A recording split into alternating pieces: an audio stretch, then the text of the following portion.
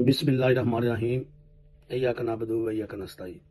तमाम हमारे जानने वाले दोस्त एनित्रेट पीपी 32 पीपी 29 जितने भी दोस्त ने सारा नू अस्सलाम वालेकुम।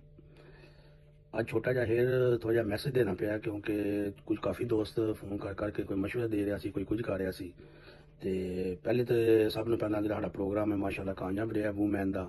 असं जो गौरमेंट की तरफों आर्डर आया सी कि यानी कि अल्लाह तक क्यादत की तरफों आर्डर आया सी कि किसी गुब्बारे वूमैन को अपने छत्तां तो उड़ाओ ताकि पार्टी जिंदा रहनी चाहिए।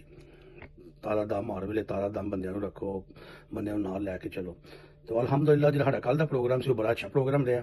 मैं वूमैन टीम नूं उन्हां दी जुरत नूं ते जनाब उन्हां दे जज्बात नूं सलाम पेश करना, खास करके जी तहसील सदर जिला जट्टा फूल काशफ और फौजिया नायब सीनियर सदर जिन्हें भी उहदे दौरान ने उन्होंने मेरी तरफों जनाब बहुत बहुत मुबारक होवे। आला क्यादत ने भी उन्होंने मैसेज भेजा मा बिल फोर ग्रुप के मैसेज उन्होंने करना। तो मसला है कि जिसले कल प्रोग्राम साढ़ा चालू से तो बाहर पुलिस आ गई, लेकिन अलहमदुलिल्लाह साडा भी तलक है, वो सानू भी तलाह मिल गई कि भाई अपना बंदोबस्त कर लो। तो वो फिर माशाल्लाह मैं देखा है कि सदर साहब और नायब सदर और जनरल सैकटरी जी है उन्होंने हौसला उन्होंने फौरी सिस्टम नूं जनाब जस्ट किया। तो होटल से खाना खान टुर गए ने, होटल तो खाना खा के आके उन्हें दोबारा जिले पुलिस गई है फिर उन्हें प्रोग्राम शुरू किया, फिर गुब्बारे भी डाए ने। जो ही प्रोग्राम खत्म होना सी फिर दोबारा पुलिस आ गई। तो जिहदे चौधरी सुफियान लड़का सी वो पकड़ा गया। तो उन्होंने जिले पकड़ा गया तो उन्होंने तकरीबन 20-25 मिनट बाद मैं जिले रबता किया थाने तो फिर उन्हें अलहमदुलिल्लाह इज्जत रखी, उन्हें चौधरी सुफियान भी बाइज्जत बड़ी किया। तो मैं भी जिन्नी तारीफ करा मूवमेंट टीम की उन्नी घट्ट है।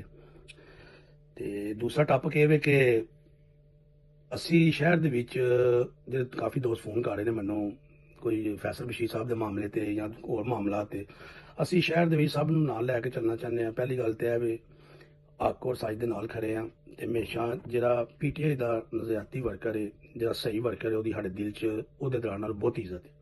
तो असीं उहदी इज्जत करने हैं क्योंकि वो बगैर मुहलस तो खड़ा है। जिस तरह तुहानूं पता है कि साडा जलाब जट्टां च अगे 2 ग्रुप हैं या 3 हैं, हुण मैं कोशिश कर रहा कि एक ग्रुप बन जाए। ग्रुप नहीं एक PTI बने, 2 ना बनन। तो वो इस मारे कि साड़ियाँ उमरां भी आइंदियां ने, असीं दुनियादारी भी कर लईए, दुनियादारी देख भी लईए, हल्ले भी असीं मामलात नूं सही ट्रैक ते ना लियावीए ते साडा कोई हाल नहीं। फिर असीं पार्टी दा मुहलस नहीं, पार्टी दे दुश्मन। ते तुहानूं पता भी इस गल दा कि जिस तरह शहजाद भाई है, फरहान है, चौधरी फरहान वरैच, महर है, वो ये ऑलरेडी भी बड़े मेहनती वर्कर ने और हक सच ते चलने वाले ने। इन्हां नाल मेरा